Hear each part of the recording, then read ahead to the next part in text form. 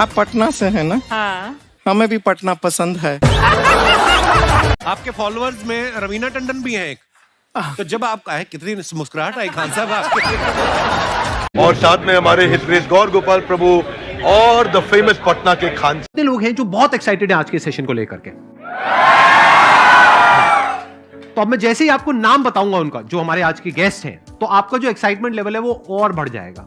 ये बताने से पहले कि गेस्ट कौन है, मैं आपको थोड़ा सा बताता हूं YouTube के बारे में। YouTube में क्या है कि पूरे वर्ल्ड की अगर बात करी जाए तो करोड़ों चैनल्स हैं जो अलग अलग जॉनर्स में हैं, अलग अलग कैटेगरीज में हैं। उसमें से दो बड़ी कैटेगरीज हैं, मोटिवेशन और एजुकेशन। पूरे वर्ल्ड में जो वर्ल्ड का नंबर 1 मोटिवेशन चैनल है वो मेरा है, और जो वर्ल्ड का नंबर 1 एजुकेशन चैनल है किसी इंडिपेंडेंट क्रिएटर का, वो उनका है, जो कि हमारे गेस्ट हैं। उनके 17 मिलियन से ज्यादा सब्सक्राइबर्स हैं। Please give an energetic and warm welcome to the one and only Khan sir.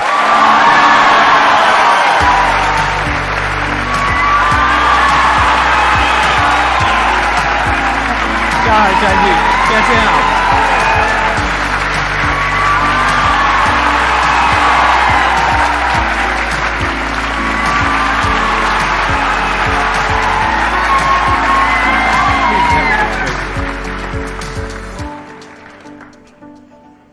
इससे पहले कि ऑडियंस आपसे कुछ पूछे या इंटरेक्ट करे, मेरे माइंड में एक क्वेश्चन है आपके लिए जी।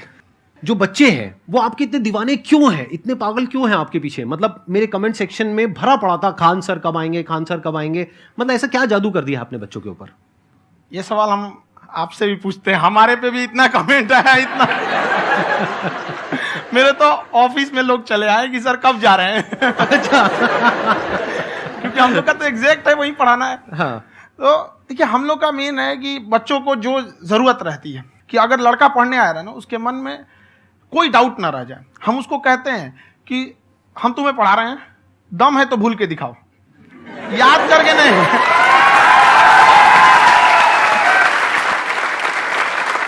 प्लस आप जिस प्राइस पॉइंट पे पढ़ा रहे हैं, आई थिंक वो सबसे कम है, वो बहुत ही कम है। सर ये जो फीस का कल्चर है, ये हमारा इंडियन कल्चर नहीं है।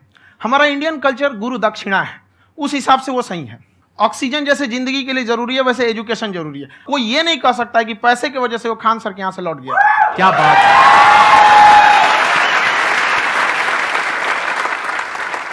मैंने देखा कि आपका ये जो चैनल है कि ये पिछले 3 साल के अंदर अंदर ही ग्रो किया है। हमको जब चैनल शुरू हुआ तो एक दिन में हम 4-5 वीडियो बनाए। एक हमको कुछ आता, आज भी नहीं आता इतना, तो हम देख के कैमरा उमरा तो हम कंफ्यूज हो गए, बाप रे। तो हम एक ही दिन में वीडियो शूट किया, पढ़ाने वाला टॉपिक था हमको। उसके बाद कभी वीडियो नहीं, 6-7 वीडियो एक ही बार शूट कर लिए। और एक जो थे जिनका कैमरा वगैरह था, मेरे पास कैमरे भी नहीं थे उस टाइम, और कैमरा 35,000 का था, तो 6 महीना इसी में लग गया, जो 35,000 इसी में फंस जाएगा। तो उनके कैमरे से शूट किए, उन्होंने कोई चार्ज लिया, उसके बाद हम छोड़ ही दिए। लॉकडाउन लगा, तब हम कहें आप कैसे पढ़ाएंगे, वो तो 1 दिन 2 दिन करते करते अचानक लंबा हो गया। तब हमको याद आया कि ओहो मेरा एक चैनल भी है वहाँ पे।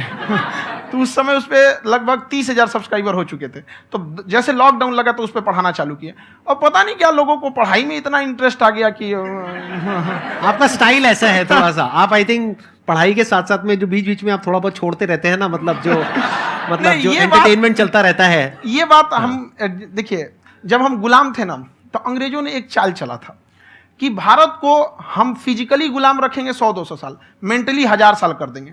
उन्होंने पढ़ाई का मॉडल चेंज कर दिया। उन्होंने ऐसा डिजाइन किया कि ये टीचर की रिस्पॉन्सिबिलिटी है, वो पढ़ा के चला जाए। टीचर की रिस्पॉन्सिबिलिटी यहाँ खत्म नहीं हो जाती है। पढ़ाना तो कोई भी पढ़ा सकता है, टीचर की इससे बड़ी रिस्पॉन्सिबिलिटी होती है उसे समझाना। वो समझा कि नहीं समझा। अगर लड़का आपके समझाने के बाद डाउट रह गया तो ये आपकी गलती है। लड़का हमसे पूछता है सर इतनी भीड़ है आपके पास, तो कहते सर डाउट कैसे पूछेंगे? हम कह रहे यार तुम्हारा डाउट बचेगा तब ना पूछेगा तुम डाउट यहाँ पे।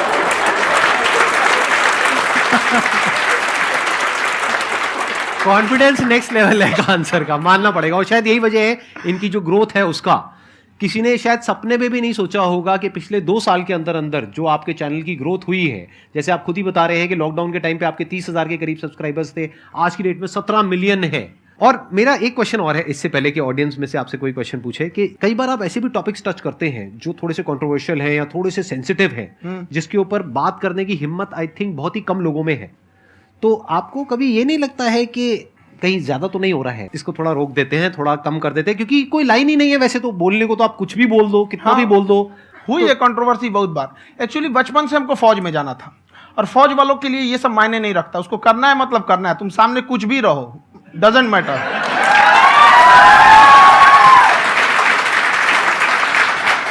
और मैंने YouTube पे देखा कुछ वीडियोस में कि आपका जो इंस्टीट्यूट है वहां पर आज से कुछ साल पहले कुछ बम गिरे थे। हाँ, कुछ गिरे थे, कुछ तो बहुत सॉलिड जगह गिरा था, फटा नहीं वो। मतलब आपके आसपास? हाँ, बम को भी पता है कि टीचर की इज्जत किया जाता है। क्या बात है, क्या बात है। मैं समझ पा रहा हूं कि ये आपके अंदर जो एटीट्यूड है ये कहां से आ रहा है, क्योंकि आप बचपन से ही फौज में जाना चाहते थे, तो आप जंग के मैदान में ही खड़े हैं एक तरीके से। बस फर्क ये है कि आपके हाथ में कलम है, हथियार ना हो करके। हथियार से एक आदमी की जान जा सकती है, हाँ। कलम से बहुत ताकत होता है। शिक्षा एक ऐसा हथियार है ना, हर कुरीतियों से लड़ सकता है, हर तरह की समस्याओं से, और ये एक ऐसा हथियार है, मेटल डिटेक्टर में भी नहीं पकड़ाता है।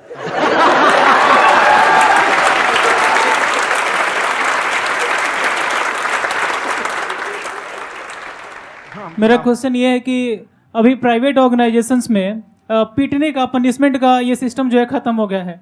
हम आपके वीडियो में देखे हैं सर कि आप एक बड़ा सा रोल रखे रहते हैं, पुलिस वाला लाठी है वो, पुलिस वाला लाठी है, और स्टेज पे बुला के बच्चों को उसी से धुनाई शुरू कर देते हैं मस्त एकदम से, है ना।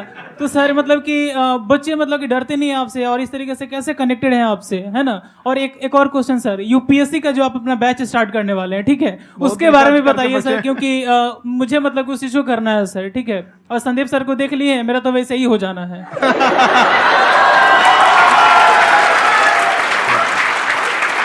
क्या हो जाना है? मेरा पूरा कंप्लीट करो। I'll be an IAS officer next year because I have seen you, sir. My day is like complete, sir. All the best. Thank you so much, sir. Thank you. पूरा बोला करो। Thank you.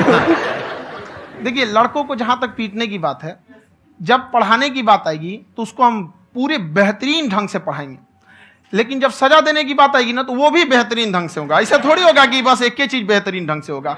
और डर का होना बहुत जरूरी है। ये डर भी अपने आप में एक मोटिवेशन है, क्योंकि जब आपके अंदर एक थोड़ा सा डर रहे ना, तो डर के भागिए मत। एक ऐसा डर जिसको आप लगे कि नहीं नहीं थोड़ा सा और करने की जरूरत है, फिर तो ये हम इसको क्रॉस कर जाएंगे यहाँ पर। तो लड़कों के अंदर ये डर बनाना भी जरूरी रहता है। और रही बात यूपीएससी वाले की, जो आपने बोला, बहुत सारे लड़के वेट कर रहे हैं यूपीएससी की, क्योंकि 2-2.5 लाख फीस सारे लोग एफोर्ड नहीं कर सकते।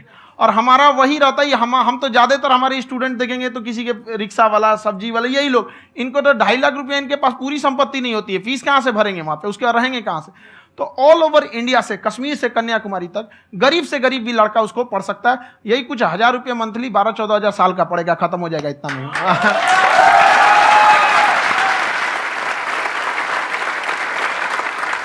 ये जो डंडे वाली बात इन्होंने कही, ये सच है? मतलब आप सच में एक डंडा रखते हो? पुलिस का ही है वो। और मारते हो? हाँ, कि मतलब अगर कोई लड़की छेड़ता है या ऐसा कोई भी उल्टा पुल्टा काम पढ़ाई करता लिखाई है, कुछ भी गलती करेंगे तो पिटाएंगे वो यहाँ पे, कैमरे पे, ऑन कैमरा, जैसा भी रहे, कुछ भी पिटाना तो उनको फिक्स है। एक तो कोई मतलब विधायक जी थे, उनके लड़का को पीट दिए, तो चला दल बल लेके अपना वहां पे। उसने घर पे नहीं बताया था कि सर ने पीटा है, बस बोल दिया कोचिंग में पीटा है। बाद में पता चला हम पीटे हैं, तो उसके पिताजी मेरे सामने और पीटे।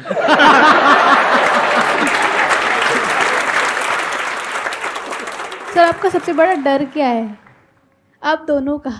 फौजी को डरे नहीं लगता है, बाकी अफसर से पूछिए। आज के सेशन से पहले कोई डर नहीं था, लेकिन अब मुझे इनकी डंडे वाली कहानियां सुन करके डर लग रहा है कि कहीं मैंने गलती से कुछ बोल दिया अरे ऐसा और नहीं, इन्होंने कहीं पीछे कुछ रखा हुआ है, और यहीं आ करके अगर इन्होंने मेरी पिटाई कर दी तो बहुत बुरा हो जाएगा। तो इसलिए हमको थोड़ा डर लग रहा है।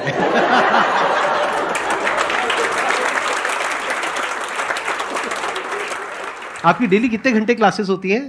6-7 घंटे। अभी भी खुद ही करते हो आप? हाँ, खुद ही हमारे classes स्टाफ करते परेशान रहते हैं। हम 1:30-2 बजे सोते हैं, सुबह 6 बजे उठ जाते हैं, परेशान रहते हैं। हो? यार इतना क्यों करते हो, है ना? कभी तो उनको भी साथ साथ लगना पड़ता है ना? उनको साथ साथ लगना पड़ता है। हम जग गए तो कोई सोया थोड़ी रहेगा, परेशान रहते, दिन में सोते ही नहीं है बेचारा, कहीं कहीं जाके सोते रहता है। हम सीट बांध दिए कि भाई तुम इस समय सो जाना, तुम इधर सो जाना। आपकी शादी हो गई या नहीं हुई अभी? मेरी खुशहाली देख के आप आइडिया लगा सकते हैं।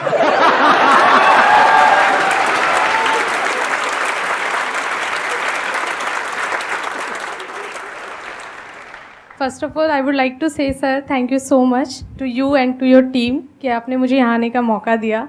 एंड सर अब तक मैंने आपको सिर्फ फ़ोन या लैपटॉप में ही देखा है दोनों को, आज फर्स्ट टाइम लाइव देख रही हूँ तो बहुत अच्छा लग रहा है।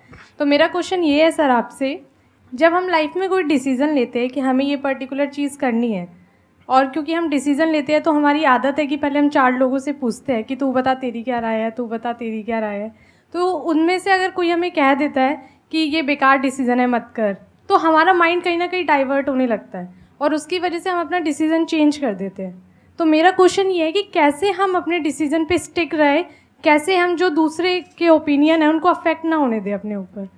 दूसरे से सलाह लेने से पहले एक बार खुद उस पर रिसर्च कर लेना चाहिए, ताकि आप सामने वाला क्या सलाह दे रहा है आपको समझ में आना चाहिए। यहाँ पर ऐसा नहीं है कि कई बार ऐसे होते हैं कि दूसरे वाले को एक्सपीरियंस होता है, तो अगर आपको पहले से आइडिया है, उसके बारे में आप बेहतरीन ढंग से रिसर्च किए हैं कि क्या इसमें प्लस पॉइंट है क्या निगेटिव है, उसके बाद आप किसी से सलाह लेने जाइए। ये नहीं कि मन में आया सीधे बता गड़बड़ा जाएगा। तो वहाँ पर पहले आपको R&D करना पड़ता है, समझ में आया कि नहीं। और जिंदगी हो या गाड़ी, जीतेगा वही जो टाइम पे गियर चेंज कर रहा है।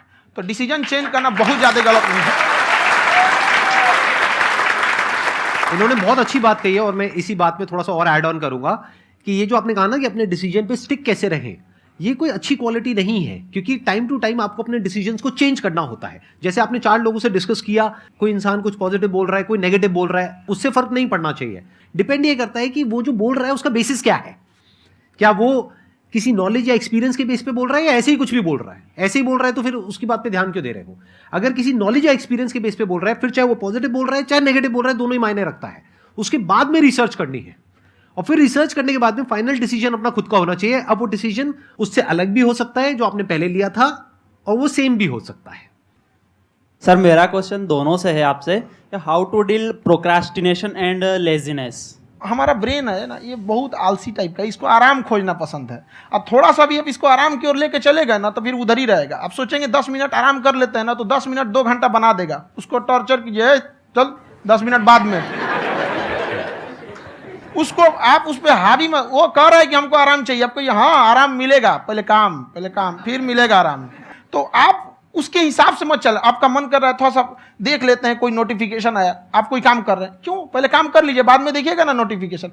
आप हावी मत होने दीजिए यहाँ पे। अगर आप 5 मिनट भी थोड़ा सा लूज पड़े ना, थोड़ा सा कमर सीधा कर लेते हैं, 2 घंटा बर्बाद कर दिया आपको। हावी मत होने दीजिएगा उसको अपने ऊपर। प्रोक्रेस्टिनेशन को तोड़ने का एक ही तरीका है, सबसे छोटे लेवल पे ले जा करके उस गोल को तोड़ दो। यानी वो गोल बहुत बड़ा है, उसको ब्रेक डाउन करो, उसके सबसे पहले स्टेप पे आ जाओ कि उसको अचीव करने का सबसे पहला स्टेप क्या है। जैसे गाड़ी चलाना सीखना है, उसका सबसे पहला स्टेप क्या है। अगर घर में कोई नहीं है सिखाने वाला या सिखाने वाली, तो बाहर जा करके जो गाड़ी का ड्राइविंग स्कूल है उधर जा करके पैसे दे दो। अब फंस गए ना तो फंसा दो अपने आप को। दिमाग ये लगाओ कि अपने आप को कैसे फंसाया जाए। जब हम फंस जाते हैं ना तो फिर हमको वो काम करना ही पड़ता है। Then there is no looking back. जब तक आप सोच रहे हो तब तक सोच रहे हो, उसको बोलते हैं पैरालिसिस ऑफ एनालिसिस, कि आप सोचते चले जा रहे हो अपने माइंड में, मैं ये करूंगा वो करूंगा वो करूंगा वो करूंगा, और प्रोक्रेस्टिनेट हो रहा है, वो चीज टलती चली जा रही है। तो उसको छोटे से छोटे लेवल पे ब्रेक डाउन करके उसको कर दो, दैट इज नंबर 1।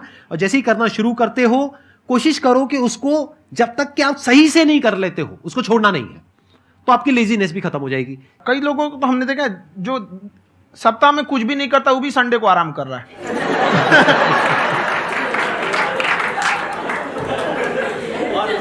वैसे कहा भी जाता है कि अगर कोई काम आपको करवाना है ना, तो ऐसे किसी इंसान को दो जो बिजी है। हाँ। ऐसे आदमी को मत दो जो खाली है। ये परफेक्ट एग्जाम। किसी को भी आप देखिएगा जिसको आप कहते हैं कि मतलब थोड़ा ठीक ठाक आप समझते हैं कि नहीं ये बहुत आगे निकल, वो एक काम को खत्म करने के बाद कभी आराम नहीं करेगा। एक काम खत्म हुआ उसको लगेगा हाँ एक खत्म हो गया, अब दूसरा करना चाहिए। और वही जिसको देखिएगा एक खत्म हो गया और आराम करना चाहिए, कभी नहीं, लाइफ में आखिरी सांस तक। सर यहाँ पे सब हिंदी में पूछते हैं, इंग्लिश में पूछते हैं, मैं भोजपुरी में पूछूं? जौन भाषा ठीक लगे तोने में पूछ दो। हाँ सर।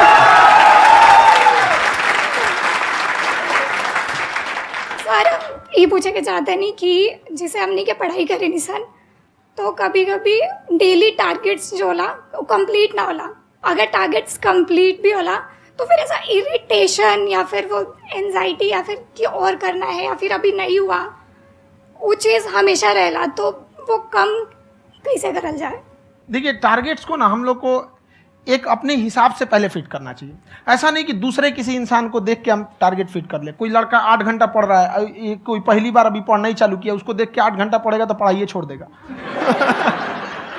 तो आप अपनी क्षमता के हिसाब से देखिए कि आप कितना पढ़ सकते हैं। अगर आपने एक घंटे को बना लिया कि हम 1 घंटा पढ़ सकते हैं, अगले 1 हफ्ते तक उसको सस्टेन रखिए।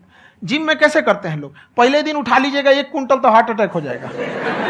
तो वो धीरे धीरे टारगेट सेट कीजिए और अपनी क्षमता को भी देखिए। हर इंसान की क्षमता अलग है। कंगारू को देख के हाथी छलांग मारेगा, पैर तोड़ के बैठ जाएगा।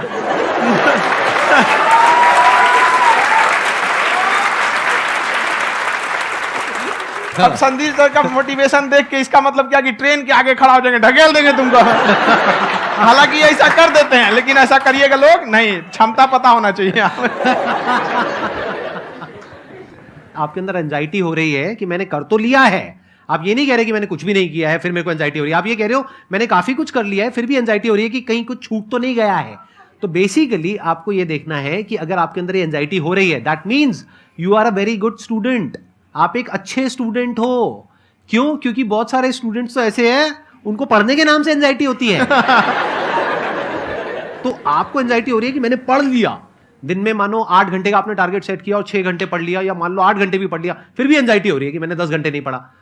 तो ये तो अच्छी क्वालिटी है ना, ये तो एक ब्रिलियंट स्टूडेंट की क्वालिटी है। क्योंकि एंजाइटी उसी को होती है जो केयर करता है, जिसको परवाह है, उसी की तो एंजाइटी होती है। जैसे माँ को अपने बच्चे की, जैसे एक माँ को अपने बच्चे को लेकर के एंजाइटी होती है। हंस लो मजाक उड़ा लो मेरा।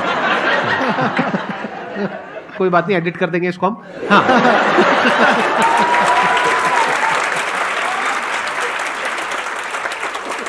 जैसे एक माँ है, उसको अपने बच्चे को लेकर के एंजाइटी होती है, थोड़ी सी भी तबीयत खराब हो जाए उसको एंजाइटी होती है, चाहे बच्चा ठीक भी है, डॉक्टर को नहीं होती है। क्यों? क्योंकि माँ को उस बच्चे से प्यार है। तो दैट मीन्स कि आप अपनी पढ़ाई को लेकर के सीरियस हो, इस वजह से आपके अंदर एंजाइटी हो रही है, विच इज नॉर्मल। जहां पर प्यार मोहब्बत होती है वहां पर थोड़ी बहुत एंजाइटी तो होती ही है ना। समझ रहे हो ना मैं क्या कहना चाह रहा हूं? आप लोग समझ रहे हो ना मैं कहां जा रहा हूं? जब वो किसी और से बात करती है तो एंजाइटी होती है ना।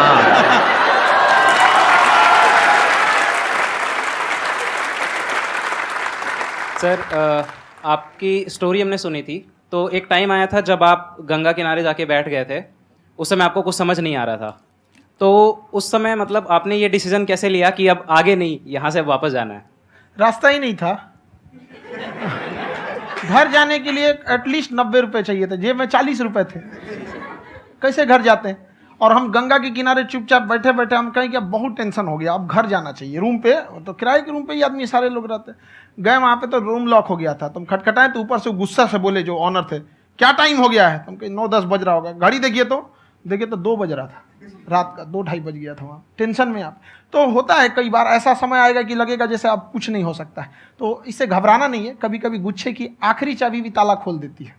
जो बातें आपने बताई कि घर में प्रॉब्लम्स ये तो बहुत लोगों ने फेस करी वहां पर। आप अकेले नहीं है, बहुत लोगों ने ये प्रॉब्लम्स फेस करी, बहुत तरह की प्रॉब्लम्स देखी, बहुत तरह की स्ट्रगल्स देखी, लेकिन वो सब इतने कामयाब नहीं हो पाए जितने कि आप हुए। तो आपके अंदर ऐसा कुछ ना कुछ है जो औरों के अंदर नहीं है। तो वो मैं जानना चाह रहा हूं कि वो ऐसा क्या था जहां से कि आपका दिमाग यहां तक सोच पा रहा है कि मैं पूरे इंडिया में इतने बड़े लेवल का चेंज लेकर के आ सकता हूं, एजुकेशन फील्ड में रेवोल्यूशन लेकर के आ सकता हूं। ये सोचना ही बहुत लोगों के बस का नहीं है। मेरी एक खुद की थिंकिंग, अगर हमको कोई 100 रुपए किसी काम के लिए दिया, हम सबसे यही कहते हैं, तो हम कोशिश करते हैं उसे 200 का रिटर्न दे। अगर कोई हमसे 200 रुपया फीस दे रहा है, 250 दे रहा है, तो हम उसको ये कोशिश करते हैं कि तुम्हें ऐसा लगे कि नहीं भैया हमने 10-20 हज़ार का पढ़ लिया यहाँ पर। वो ईमानदारी से कभी कमी नहीं। और हमेशा अगर हम प्रॉमिस X का करते हैं तो डिलीवर 4X करना चाहते हैं। ध्यान से सुनना और ध्यान से समझना इस फर्क को। अगर आप समझ पाए तो बहुत आगे जाओगे लाइफ में। एक वो होते हैं जो ये सोचते हैं कि हमें सब कुछ मिल जाए, हमें कुछ भी करना ना पड़े। दूसरी कैटेगरी होती है लोगों की जिनको जितना मिलता है उसमें भी चोरी चकारी करते हैं या कोशिश करते हैं कि उससे कम दे सामने वाले को जितना कि हमें मिल रहा है। तीसरी कैटेगरी होती है लोगों की, जो इनके जैसे लोग होते हैं, वो क्या करते हैं, वो ये सोचते हैं कि अगर मैंने किसी से 1 रुपए भी लिया, देखा जाए तो 200-250 रुपए कुछ भी नहीं होता है, 200-250 रुपए अगर मैंने लिया तो कैसे उसको 400 रुपए की वैल्यू दूं। ये जो थिंकिंग है ना, यही एक फर्क होता है एक ऐसे इंसान में जो बहुत आगे निकल जाता है और उस इंसान में जो मीडियोकर रह जाता है। आप अपने आप को अपने आप के ऊपर समय दीजिए, उसको डेवलप कीजिए। जब आप अपने आप के ऊपर खर्च करते हैं तो आने वाले समय में लोग गूगल पे आपको सर्च करते हैं। क्या बात है सर, ये आपने अभी बनाया है या ये कोई पुराना आपका वो है? बनते रहता है इसे, फ्लो में बन जाता है। आपके अंदर ना सर एक कवि छुपा हुआ है कहीं ना कहीं जो बाहर आना चाहता है। कभी ना कभी आपने सोचा होगा कुछ? हाँ, कभी कभी देखिए, एक चीज है, संगत का बहुत अच्छा असर पड़ता है। ये चीज को हमेशा, संगति का मतलब लोग हल्के में ले लेते हैं। संगति का मतलब होता है संग संग गति। तो अच्छे लोग के साथ रहेंगे तो संग संग अच्छी गति होती जाएगी, खराब में रहेंगे तो ये भी होता है। बट अपने आप को थोड़ा सोचना चाहिए कि हम केवल जी के मर जाएं इसके लिए नहीं आए हैं। लोग कहते हैं कि सर नाम क्यों नहीं बताते अपना। हमारी एक ही सोच है कि जाने के बाद इस दुनिया से हमको मतलब एक चीज देना चाहते हैं स्टूडेंट्स को, कि वो याद करें कि इस पैसे की भाग दौड़ की दुनिया में हर कोई दोनों हाथ से लूटने में लगा है खाली हाथ जाने के लिए। ये सबको लगा है। तो हर कोई को ये सोचना चाहिए कि था कोई इंसान जो इतने कम फीस में इतनी शिक्षा जो महंगी थी, जो कमाने का रास्ता था, उसको भी एकदम कंपटीशन इतना कर दिया कि अब लोगों को अपनी फीस बढ़ाने में डर लगता है कि अरे यार, लड़का कमेंट करता है कि खान सर इतना ले रहे हैं, आप बहुत बड़ा टीचर हो गए।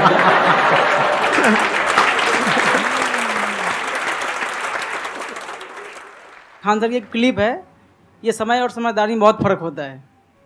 अगर समय रहते समझदारी आ गई तो इंसान कामयाब हो गया, लेकिन अगर समय चला गया फिर समझदारी आई फिर तो बेकार है। तो सर मतलब कुछ आपको ऐसी चीज़ लाना चाहिए जो मतलब बच्चों जो तैयार हो रहे हैं उनको ये चीज़ें मतलब एंड टाइम पे दिखे। समझ रहे हैं आप मेरी बात? नहीं समझ?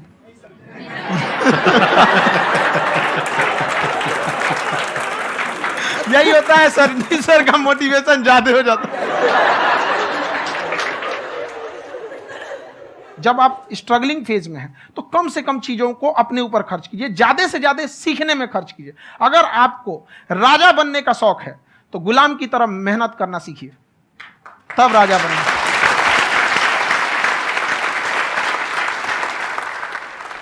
ये दुख, ये दर्द, ये सब तेरे अंदर है। तू अपने बनाए इस पिजड़े से बाहर निकल के देख, तू अपने आप में एक सिकंदर है।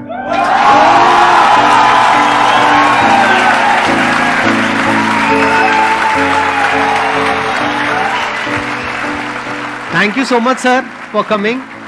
बहुत मजा आया मेरे को आपके साथ में इंटरेक्ट करके। आई एम श्योर आप लोगों को भी बहुत मजा आया होगा।